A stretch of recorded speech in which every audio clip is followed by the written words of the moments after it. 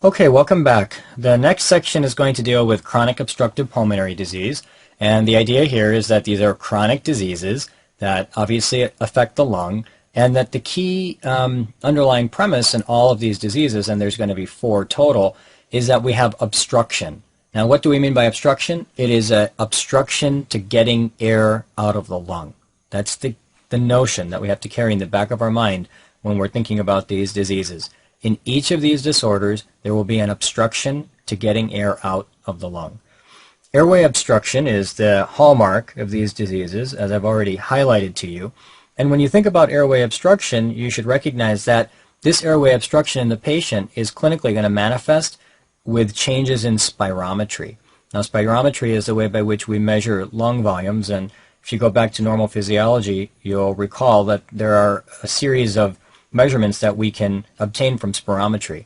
It's not the purpose of this discussion to go into a detailed talk about spirometry, but what I would like to highlight are the key take-homes that you have to know, especially in the context of disease, from your understanding of spirometry. So let's begin with one idea here, and that is that if we've got airway obstruction and the problem is getting air out of the lung, then the forced vital capacity will go down. What's the forced vital capacity?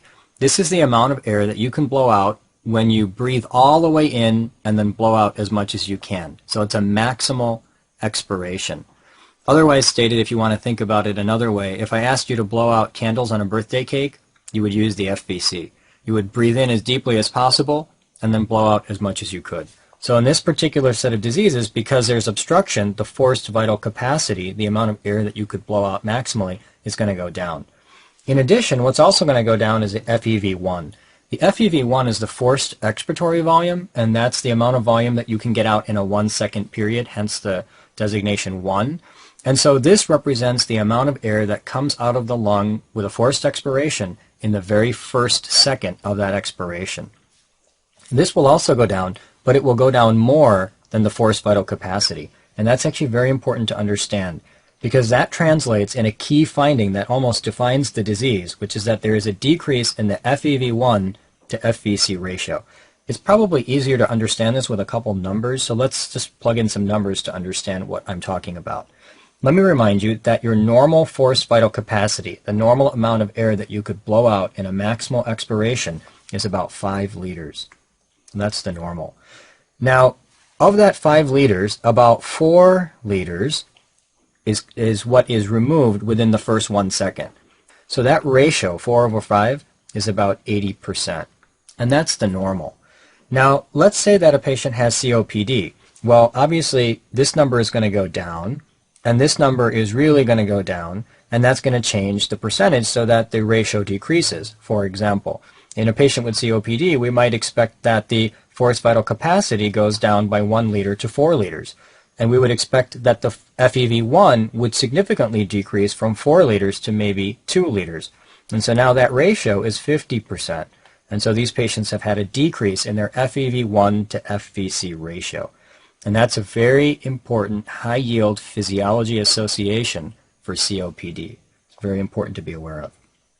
An additional finding in COPD will be that the total lung capacity will be increased. The total lung capacity is the total amount of air that you can have within the lung at the maximally.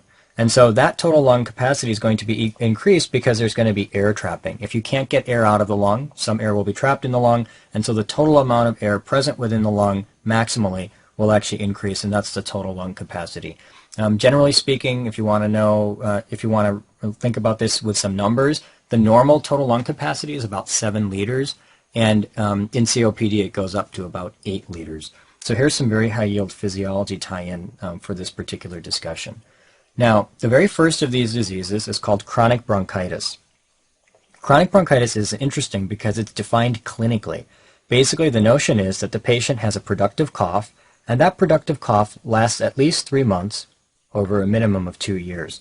This cough is so productive that when the patient comes to you, they will tell you that they are coughing up cups of mucus, tons and tons of mucus. Some patients will come to you saying they cough up buckets of mucus. That's how much mucus is produced in these patients. Now the next question would be why? What drives this disease? Basically, it's a smoking-related disease.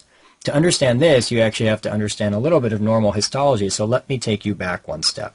Here is the lumen of the bronchus, and this is chronic bronchitis, so it would involve large airways like the bronchus. So this is the lumen of the bronchus, and then you're well aware that the epithelium that lines this region is called respiratory epithelium. And remember that respiratory epithelium is pseudostratified, which means that some nuclei are high and some nuclei are low. And it's called pseudostratified because all the cells really do touch the basement membrane. So that's pseudostratified. Columnar, the cells are tall. Ciliated, the cells have cilia. Epithelium. And again, all of these cells sit on a basement membrane, and that's the epithelium. Underneath that epithelium is a lamina propria. And recall that in the lamina propria you have very large caliber blood vessels, venules basically. And these venules, they bring warm blood into the region, which then allows the air to be warmed before it goes down to the bottom of the lung for exchange. And so that's the lamina propria. And then underneath the lamina propria you have something called the submucosa. And remember that the submucosa contains glands, and there's two types of glands. One gland is called the serous gland, and that serous gland produces watery fluid that helps to humidify the air. The watery fluid goes up here and then humidifies the air before it goes down into the lung. And of course the purpose of humidifying the air is that you don't want to turn the lung into a dry sponge. At the same time, there are mucinous glands, and the mucinous glands produce mucus-like fluid, which then goes and lines the epithelial surface, and that mucousy fluid acts as a filter for particles as you're breathing in, because you don't want the pollution and junk from the outside air to actually come down into the lung. So that's the purpose of the mucinous glands. And then, of course, underneath the submucosa in a large airway like the bronchus would be cartilage. Now, let me just remind you that normally the ratio of these glands here to the entire thickness of the wall is less than 40%, i.e., basically the mucinous glands take up about 40% or less of the thickness of the wall. Now let's imagine that there's a patient that smokes. If they smoke, they're going to be bringing in a ton of pollutants, a ton of foreign particles into their lung. And in response, the lung is going to try to respond to deal with all of that foreign material by increasing the amount of mucus produced. So if you need to increase the amount of mucus produced, you're going to undergo hyperplasia and hypertrophy of these mucinous glands. So as we get excess mucinous glands because of the smoking, then these excess mucinous glands are going to take over. Why don't we say this? The excess mucinous glands are going to increase in thickness relative to the overall thickness of the wall, and so the mucinous glands, their thickness will become greater than 50% of the overall wall. And that's important because that's called the Reed index. The Reed index measures the thickness of the mucinous glands relative to the entire thickness of the wall, and in chronic bronchitis it becomes greater than 50%. Now what's also important to note is that if we've got all of these mucinous glands and they're producing a ton of mucus, guess where all that mucus is going to go? Into the lumen.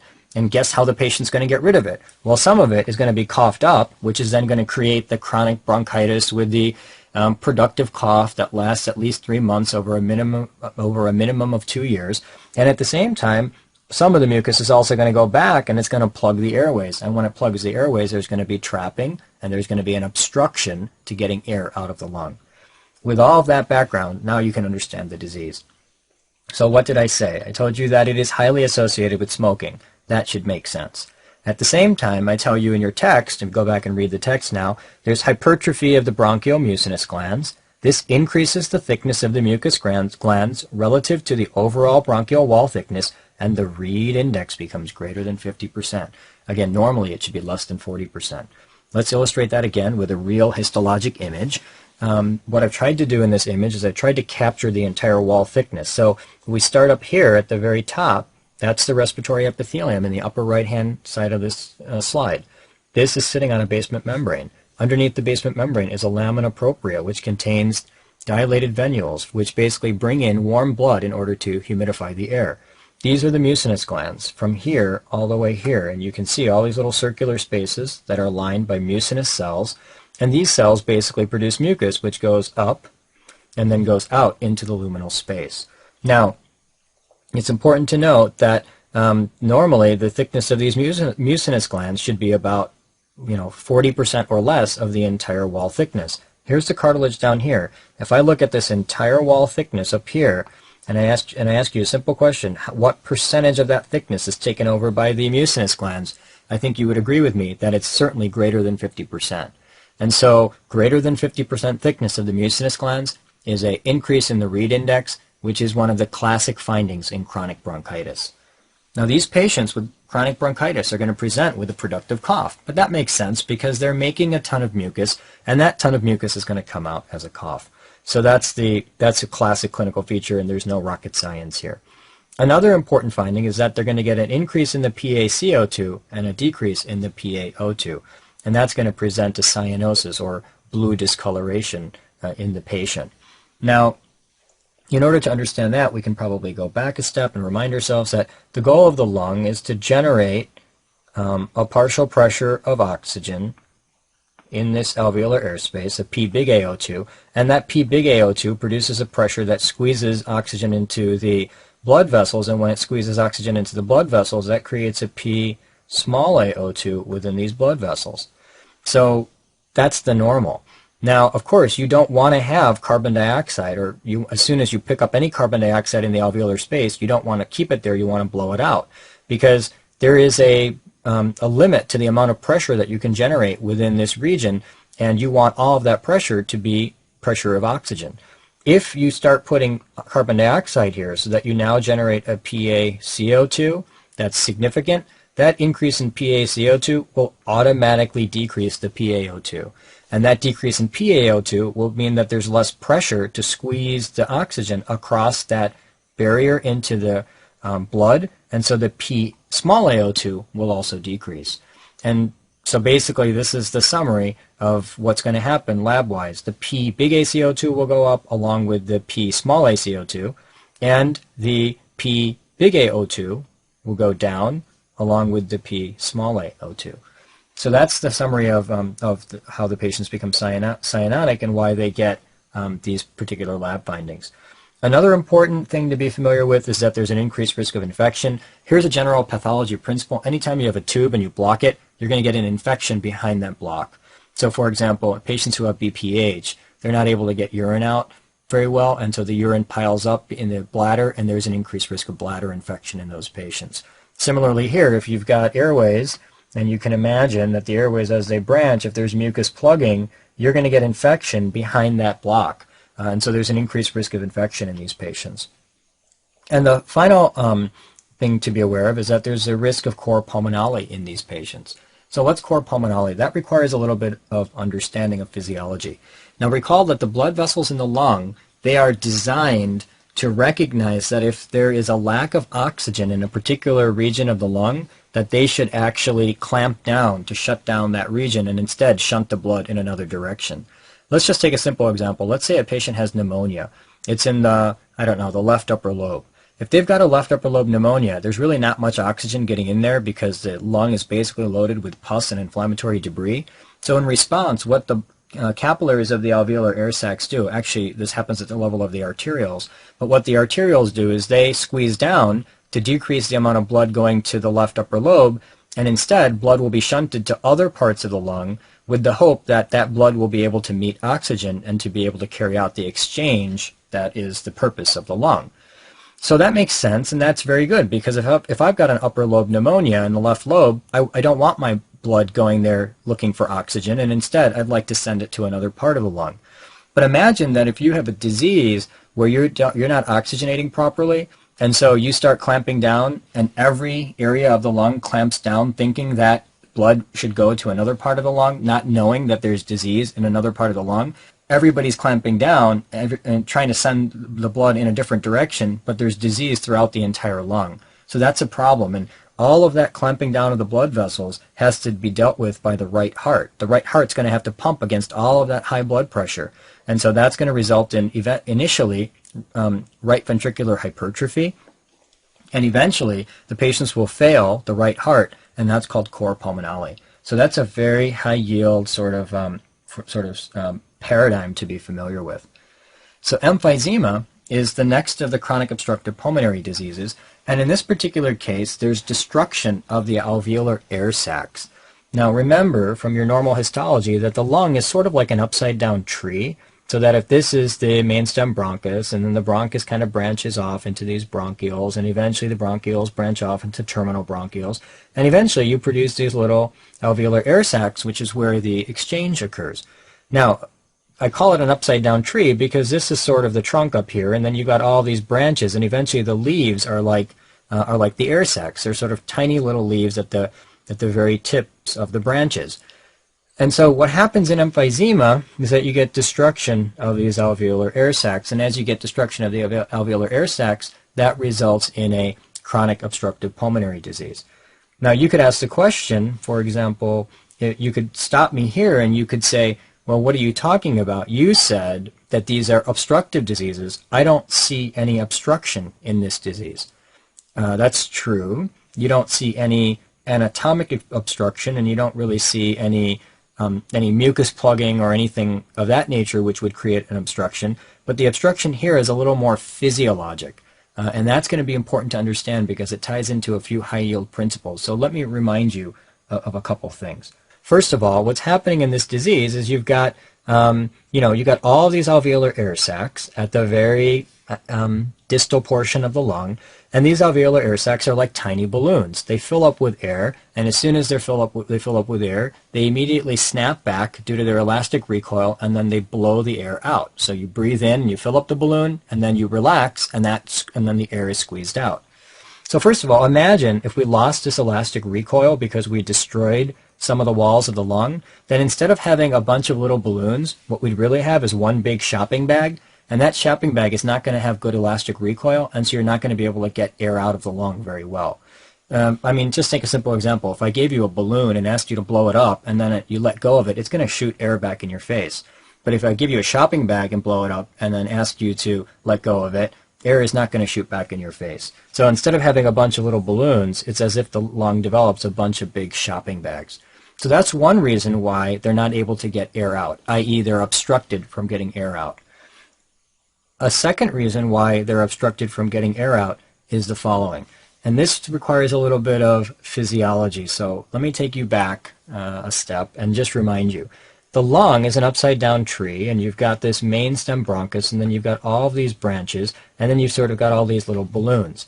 Now, as you got millions and millions of these air sacs, and as you breathe out, you're going to accelerate air up through this system. And as you accelerate air up through this system, you're really going to kind of narrow the number of tubes so that eventually you shoot all the air through one large caliber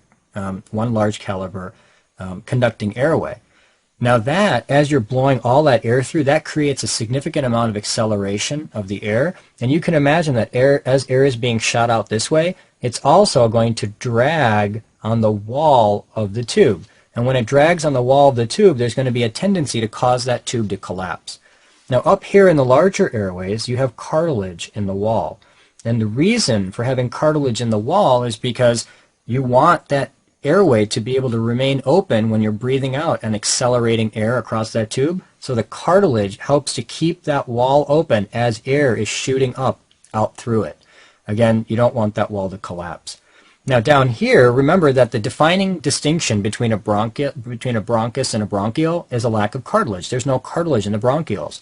The bronchioles, instead, the way they stay open is that there are a bunch of alveolar air sacs, for example, here and here. Why don't I clear this and draw this again? This is a bronchiole now, and the way the bronchiole stays open is that you've got these air sacs, and the air sacs have elastic recoil, and that elastic recoil actually pulls open these walls. Now, normally when I breathe out, I'm going to accelerate air across this tube. And when I accelerate air across this tube, I'm going to actually create a force on the wall of the tube that's going to suck that tube closed. However, these air sacs are going to keep that tube open because they have elastic recoil and they're pulling at the tube, keeping it open. Let's imagine that I destroy these walls so that now I don't have that elastic recoil. Well, when I lose that elastic recoil, as I shoot air up this way, I'm going to actually drag the wall along with it, and when I drag the wall along with it, boom, this wall is going to close. And when this wall closes, that's going to result in obstruction. This is a very high yield principle to understand because it goes back to normal physiology, it ties in a little bit of histology, and it also reminds you of the reason why there's obstruction.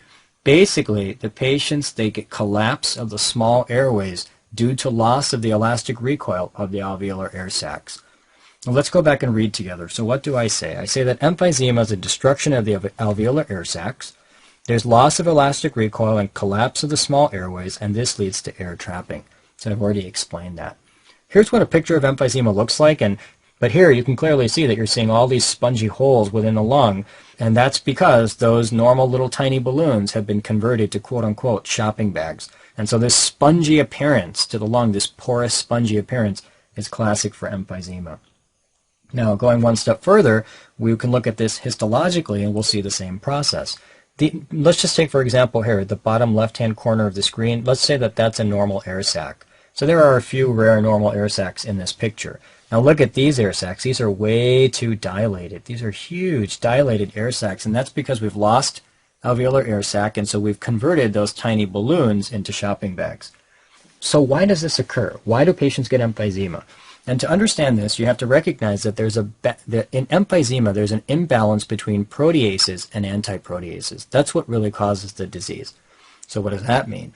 Let me just remind you that every time we breathe in, most of what we breathe in from the outside world is being filtered by the lung, particularly the mucus within the lung, and that allows us to keep whatever goes down into the very distal portions of the lung clean. Now, when you get to the bottom of the lung, you don't have those defense mechanisms.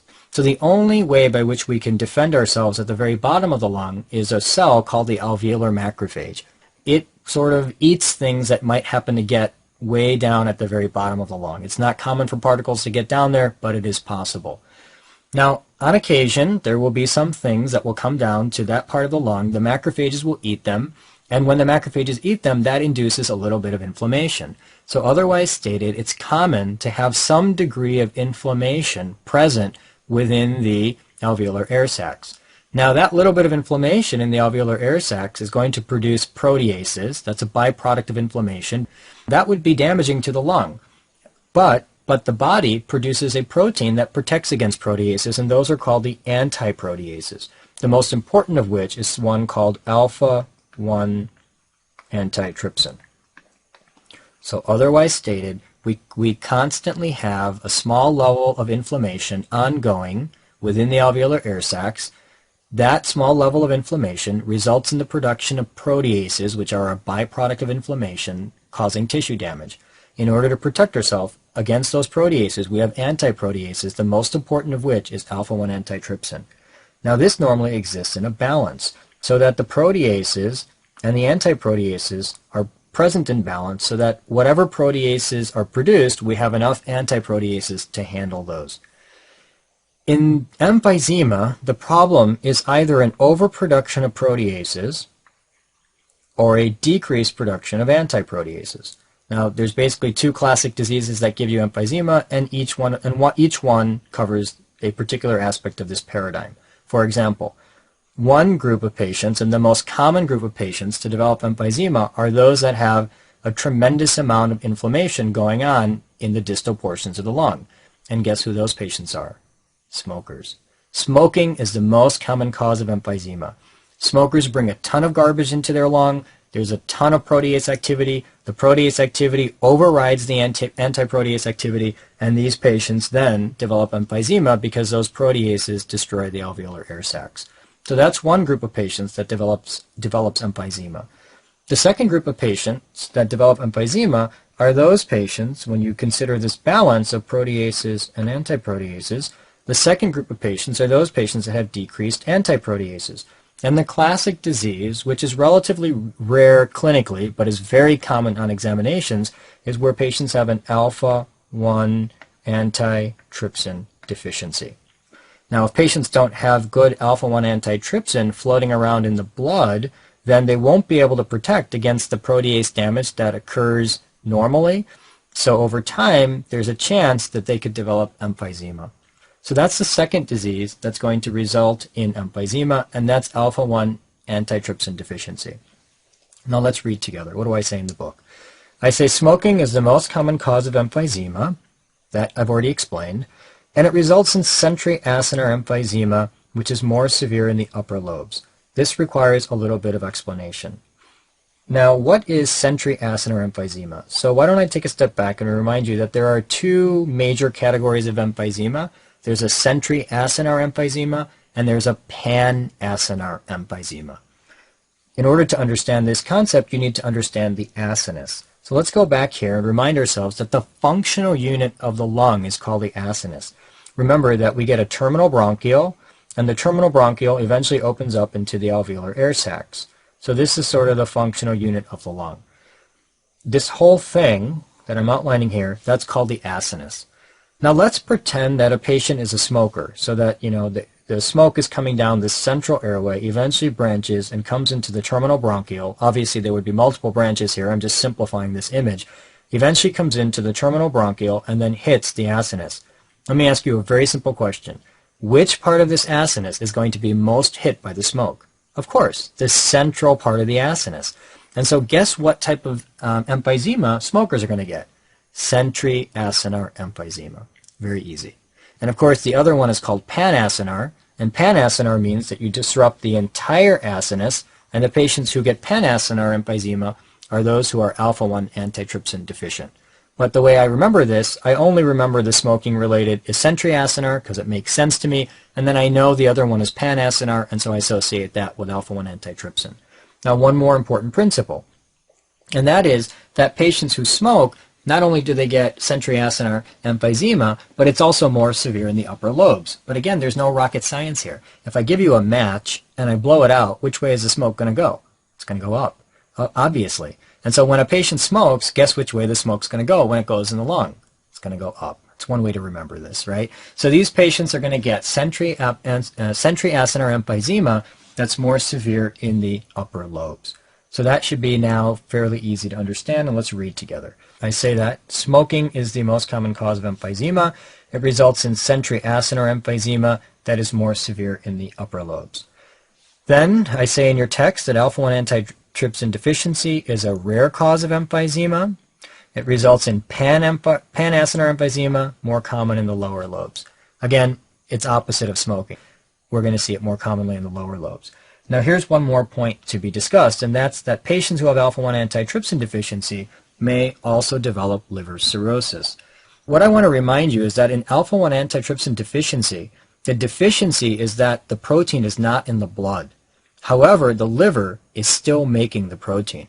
And what happens in this particular disease is that alpha-1 antitrypsin is produced by the liver, but the mutation results in a misfolding of the protein so that the protein begins to accumulate within the endoplasmic reticulum of hepatocytes. And when it accumulates within the endoplasmic reticulum of hepatocytes, it begins to pile up in the liver cells and eventually damages the cells, resulting in cirrhosis. And that's why liver cirrhosis may be present. And here's the high-yield way by which examiners like to ask this. So these are all hepatocytes. This is a biopsy of the liver. And you can clearly see that, for example, in this hepatocyte, there are these round purple or pink colored globules. And so these purple or pink colored globules, these actually represent alpha-1 antitrypsin that's building up in the hepatocyte. Very high yield picture for examinations. What I'd like to also remind you of is that these globules, they are PAS positive. PAS is a special stain that we use in histology, and they're PAS positive, and examiners like you to know that as well. So pink PAS positive globules. And that's all of the key summaries for this particular slide. Now, one more thing that we have to be familiar with, and that is the genetics behind alpha-1 antitrypsin deficiency. Let me remind you that alpha-1 antitrypsin gene comes in multiple alleles. The most common allele or subtype is called PIM, so that most patients actually have PIM and then another copy of PIM. And most people are actually possessing this allele, and this is the normal allele, and so there's no problem. The mutations are multiple. There are many, many, many mutations. However, the most common clinical mutation to be aware of is the PiZ allele. PiZ is going to result in a mutation such that you get malformation or misfolding of the protein, I should say, and the protein is going to accumulate in the endoplasmic reticulum. All right, board point, endoplasmic reticulum. Now, one possibility is that the patients could be heterozygotes. They could have one normal allele, the M allele, and one abnormal allele, the Z allele. These patients are usually asymptomatic, but there will be a decreased circulating level of alpha-1 antitrypsin. That's because they're only producing half of the normal. These patients usually are fine. However, if the patient smokes, there's a really high risk for the development of emphysema. And so the way by which we would treat these patients is to make sure that they don't smoke. So that's the PIMZ heterozygote. Now, it's also possible for a patient to have PIZZ, i.e. they're homozygous for the mutation. If they're homozygous for the mutation, these are the classic patients who get pan-acinar emphysema and cirrhosis. So this is the classic patient who's going to get pan-acinar emphysema plus cirrhosis. And I've already explained the cirrhosis to you. Now, clinically, the features are going to be the following. The patients will have dyspnea, shortness of breath. They're going to have cough, but they won't produce sputum. This is not chronic bronchitis, so they're not going to be coughing up a ton of mucus. The patients are going to have prolonged expiration with pursed lips. This is very, very, very high yield. So again, when you think about this, if this is a small airway, and you know that the problem is that they lost the elastic recoil that was holding this airway open because of the emphysema, so that now when they accelerate air, they're also going to be dragging this wall, and this wall is going to collapse shut. Imagine if the patient is creating pursed lips so that they increase the back pressure from above, then that's going to create a little bit of back pressure here, and that back pressure is going to force these walls open. So by creating a little bit of back pressure and forcing the walls open, the patient will then be able to get air out, albeit slowly, but they'll at least be able to get air out. And so what these patients do clinically is that they prolong their expiration and they purse their lips so that they generate a little bit of back pressure, which will then allow air to be able to move in and out. And so they can maintain their oxygenation, but they have to breathe in this funny way. And so that's why they're called pink puffers. They stay pink because they're oxygenating, because they can overcome that obstruction, but they have that particular pursed lip appearance. Now, of course, this requires a tremendous amount of work. They've got to breathe slowly and breathe in a very mechanical way, or in a very particular way, and that requires basically exercise, and so they lose weight. And classically, you'll recall that these patients, they're very, very thin. And then the final change that we're going to see in these patients is that there's going to be an increased AP diameter of the chest. This is super high yield as well. Let me remind you from normal physiology that the tendency of the lung is to collapse in. The alveoli have elastic recoil and they would like to collapse in. And the tendency of the chest wall is to expand out. And so normally the collapsing in tendency of the lung is in balance with the expanding out desire of the chest wall. Now, do you know at what point those two meet? So there's two curves, and those two curves meet at a particular point, which board examiners love to ask you. What's that set point called? That set point is called the functional residual capacity, or the FRC. Imagine if a patient has emphysema. They've lost the elastic recoil of the lung, correct? So now the chest wall is going to win that tug of war, and it's going to be able to expand out a little more. And when it expands out a little more, that's going to increase the AP diameter of the chest. And so this is a classic finding in patients with emphysema, that they have an increased AP diameter of the chest. Now let me remind you, because examiners will ask you this, trying to tie in a little bit of physiology, that when you lose this elastic recoil of the lung and the chest goes out a little bit, you're going to reset the FRC, or the functional residual capacity, so that the FRC will now be increased. Similarly, I'll just give you another example because it's a board point and it comes up, it's a derivative of this discussion. If I had fibrosis of the lung, I would increase the elastic recoil of the lung, and therefore I would actually pull the chest wall in a little bit, and that would decrease, for example, the FRC, or the functional residual capacity. Here's a picture of barrel chesting. You can clearly see that this sort of looks like a barrel. But most importantly, you've got an increase in the AP diameter of the chest. A few late complications of emphysema. The first is hypoxemia. Now basically these are pink puffers, and they're able to maintain gas exchange appropriately because they keep their lips pursed and they breathe slowly with prolonged expiration. However, eventually, imagine if these are all the air sacs and we're destroying these air sacs, what's going to eventually happen is not only are you losing the air sacs in the recoil, but you're also losing the capillaries that are present within the wall of these air sacs. So over time, as you lose the capillaries, you're going to lose your the bed across which you're having oxygen exchange occur. And so these patients will become hypoxemic, which means that they won't be able to generate a good PaO2. Remember that hypoxemia has a PaO2 less than 60. Okay, so that's going to be a problem. And then, of course, another problem, as I've already discussed, is eventually if they get hypoxemia, then the blood vessels are going to constrict. And as the blood vessels constrict, the right heart is going to have to pump against those blood vessels.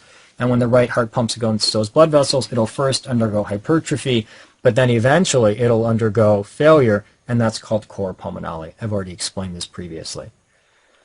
All right, so the next of the COPDs is asthma. And what I'd like to say about asthma is that this is a chronic obstructive pulmonary disease because you get airway bronchoconstriction. We're all familiar with asthma. We recognize that this is the key feature of the disease.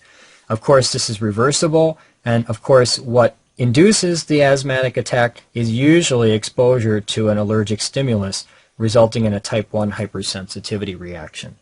Now, asthma presents in childhood, and it's most often associated with other types of allergic conditions like allergic rhinitis, eczema, and often there's a family history of these types of atopic reactions. The pathogenesis of the disease is that the patient gets exposed. Now, this is going to be a genetically susceptible patient, all right? So some patient that's got a family history and carries a set of genes that are going to make them susceptible to the development of asthma. Now, this patient, they get exposed to an allergen. That allergen induces the Th2 phenotype in CD4 positive T cells, which then results in the T cells secreting IL-4, IL-5, and IL-10. Remember that you need to know, for examination purposes, that the classic cytokines produced by the Th2 helper cells subtype is IL-4, 5, and 10. So 4, 5, 10. That's what I remember.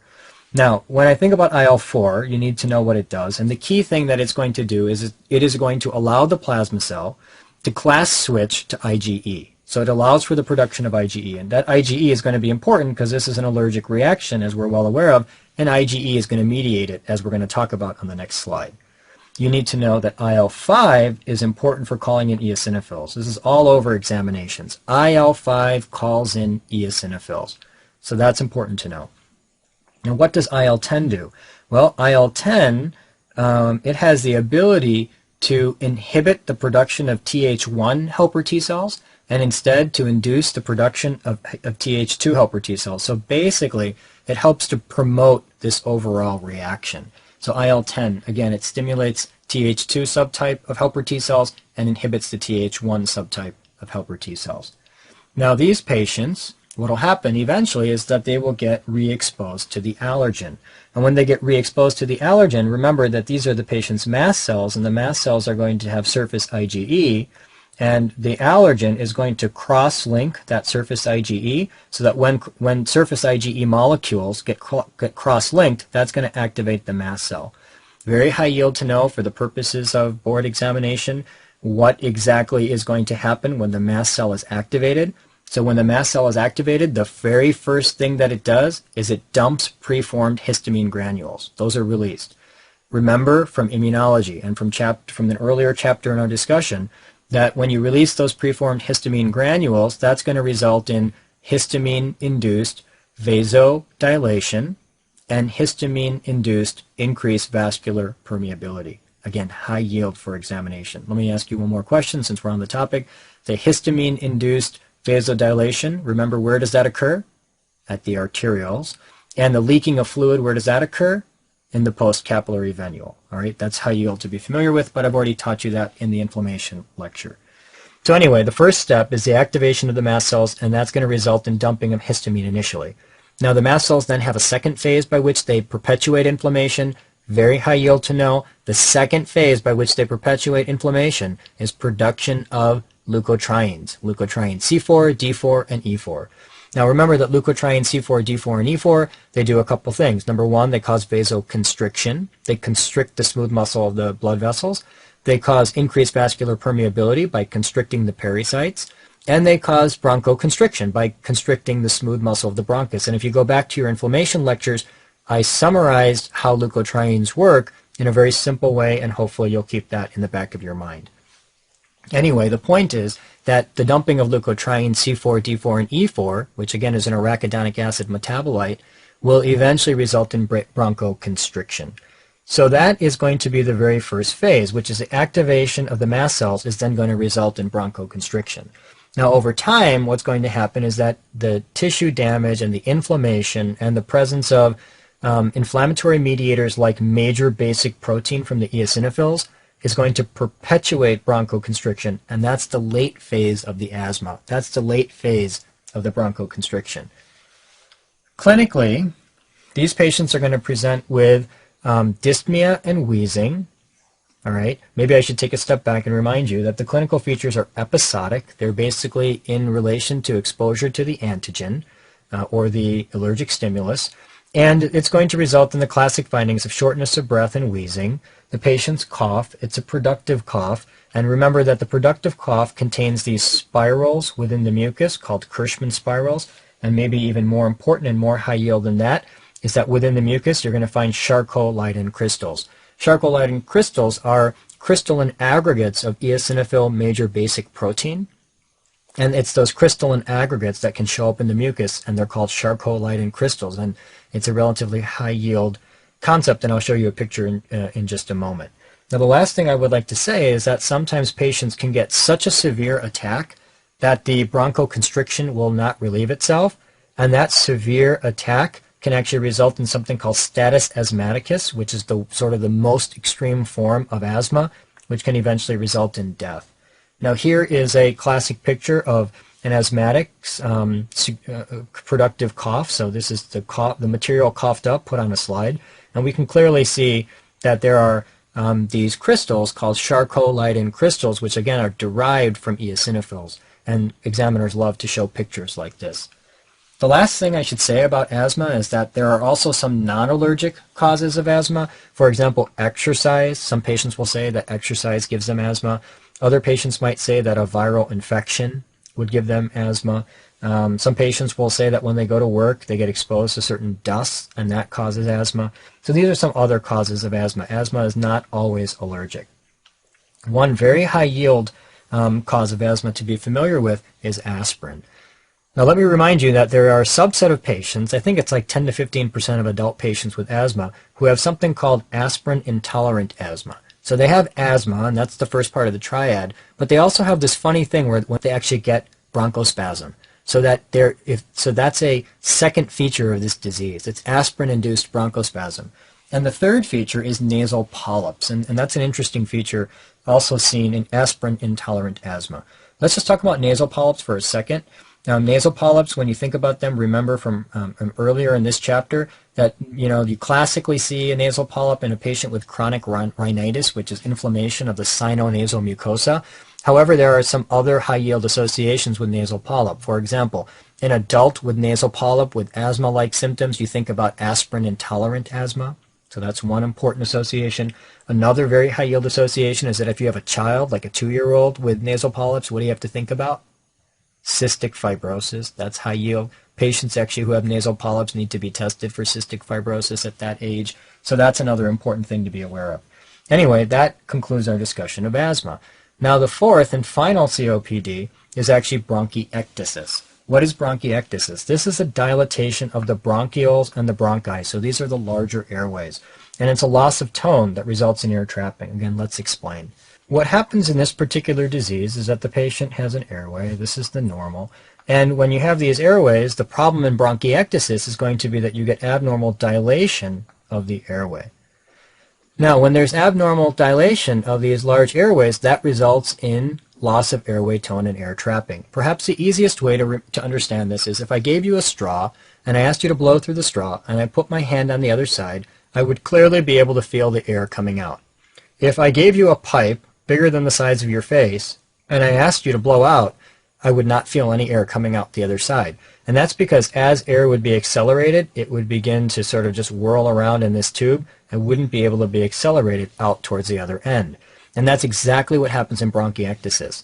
This dilatation of these airways results in loss of tone, and that then results in air trapping, so that when these patients blow out, they can't get air out appropriately. They're obstructed from emptying the lung.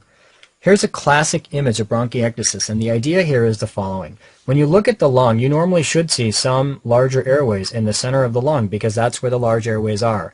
However, when you come out to the periphery, here is normal, you don't see those large airways. Here is where the bronchiectasis is, and notice that at the edge of the lung, I'm seeing these large dilated circular air spaces.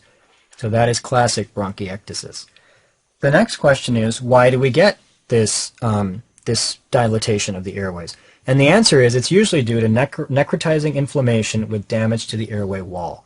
So for example, this will occur in patients who have some reason to have chronic inflammation and infection within the airway, which is then going to result in damage to the wall, which then dilates the airway. Classic example, cystic fibrosis. You know that in cystic fibrosis, patients have thick secretions. The thick secretions cause mucus plugging. The mucus plugging increases the risk of infection because you've blocked a tube. And when you get infection, you're going to get damage to the airway. And so eventually you're going to get bronchiectasis. And cystic fibrosis patients classically have bronchiectasis. Another case where we might see this is Cartaginer syndrome. In Cartaginer syndrome, the idea here is that you have a defect in what? I think every medical student's usually able to say cilia, but you need to take it one step further. What part of the cilia is defective? Okay, it's the Dianin arm. The Dianin arm, which is one component of the cilia, is defective, and that is necessary for ciliary movement. So that's Cartaginer syndrome. Now, what would be the symptoms of this? You get sinusitis because the cilia of the respiratory epithelium in the sinuses is not functioning properly, so you get inflammation there. The patients get infertility because the cilia of the sperm is not functioning properly. They get something called situs inversus, which is where the organs that are normally present on one side of the thorax are on the opposite side. So for example, the heart, instead of being on the left, is on the right side. So that's Cartaginer syndrome. At the same time, they're going to get inflammation and infection within the lung. And that's because they don't have the cilia to pump the mucus out of the lung, to clear the lung, and so therefore there's going to be an increased risk of infection and inflammation. So that's a second classic patient who might get bronchiectasis. A third patient would be tumor or foreign body. Here's the airways. Here's another airway. If there's a foreign body in the airway, that's going to result in inflammation and infection down here. If there's a block because there's a tumor, so that compresses the airway, that would also increase the risk of infection and inflammation. Any type of necrotizing infection, if the patient gets infected with a bug that is particularly necrotizing and virulent, that could result in bronchiectasis. And finally, something called allergic bronchopulmonary aspergillosis.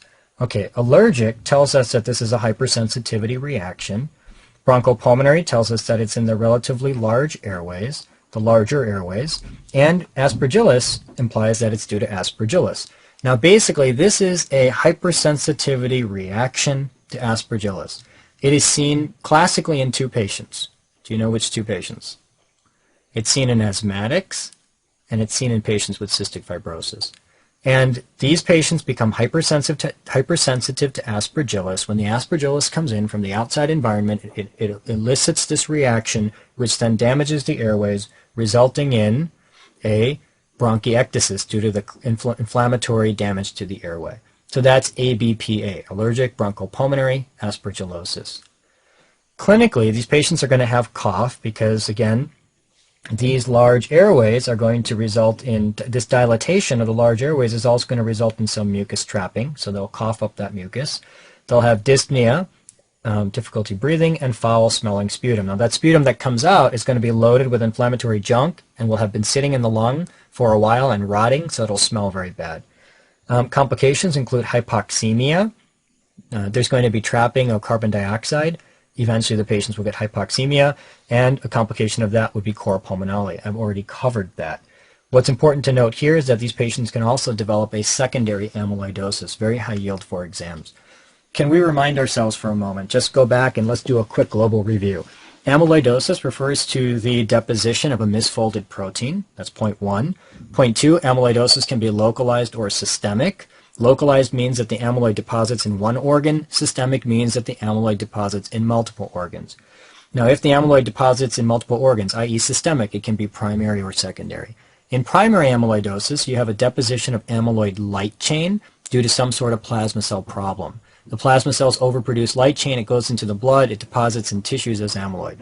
In secondary amyloidosis, you have chronic inflammation, which produces an acute phase reactant called SAA.